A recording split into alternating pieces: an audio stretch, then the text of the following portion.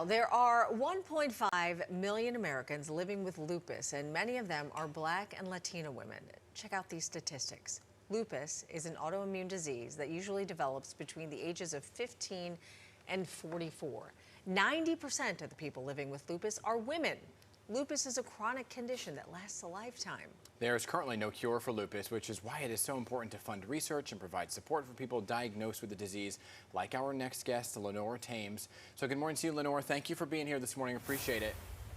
Hey, good morning. Thanks for having me. Lynnore, this is such an important topic, right? So you've been living with lupus for 23 years. First and foremost, for those who may not be familiar, explain what lupus is and when you first began realizing that something maybe was wrong. Well, thank you. Lupus is an autoimmune disorder which basically affects the healthy tissues in your body. And so it's kind of like the body is attacking itself.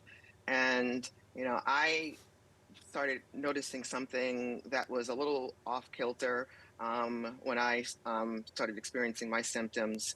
And I couldn't, I was tired, I was achy, I couldn't, stand up or sit up without somebody helping me. And so I consulted with my physicians, and it took a while.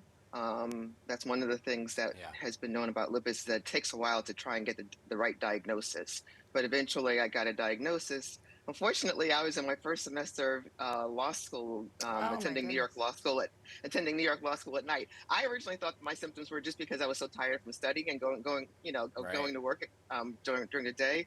But finally I found the right doctors, and they, did the right test and were able to help me, try and figure out what was the right combination of medications to take. Can you explain then the process of you're finding out what your diagnosis is?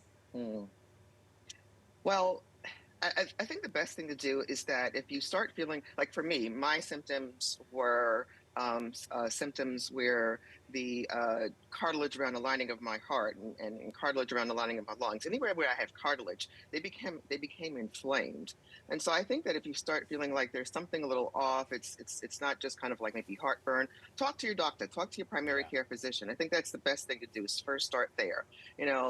I've found that to have a great relationship with my physicians has made all the difference in the world. So I would start there, because my primary care physician was the first one who kind of like went on a fact-finding mission to figure out why I wasn't feeling well. And then after that, for those of us who have lupus, a great relationship with a rheumatologist is probably going to be the next step, because they can do the proper, take the proper tests for you and try to figure out, okay, what's going on? What kind of lupus you have? Do you have skin lupus? Do you have the lupus that's SLE like I do, where it's, the inflammation in the cartilage? So that's the thing. And then, like for me, I literally have a stable of doctors. So because I've had to deal with all kinds of issues, throughout the course of, having it. It's important to point out too, right? Because there is no cure. It is manageable to live with. So how has that been for you? Absolutely.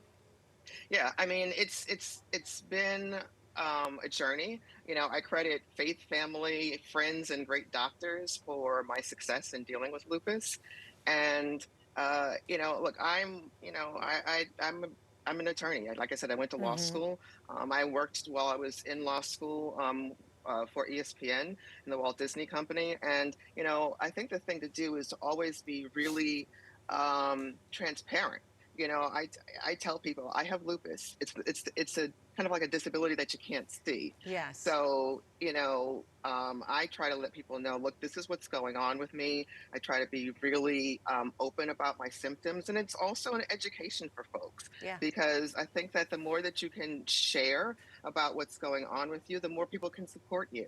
And I found that that's made all the biggest difference in the world. And I'm sorry, go ahead. No, educating people and funding research to find the cure. So can we talk quickly about the 2 lupus walks this weekend? Our star Harvey is actually the MC of tomorrow's walk at the Seaport. Yes, and we want to thank you guys for being such amazing partners.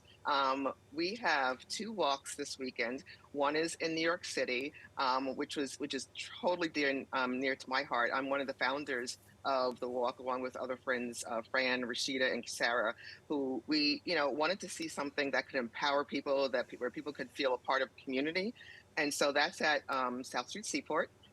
And the festivities kick off at 9:30 tomorrow morning. We're going to have Cheer New York. We're also going to have a performance by someone from Some Like It Hot by Natasha Yvette Williams. It's going to be amazing. It's like a very festive party. Yeah, And you get to see all these people donned in purple, and they just have that's an wonderful. amazing time. And then we're kicking off relaunching our New Jersey walk on Sunday morning That's great. at 1 p.m. at Noman Haven Park in Cranford, New Jersey. All Okay. right. Well, Lynnore Thames, thank you so much. You really are a warrior and an inspiration. So thank you so much for taking the time to share your story with Thank you for us. having me.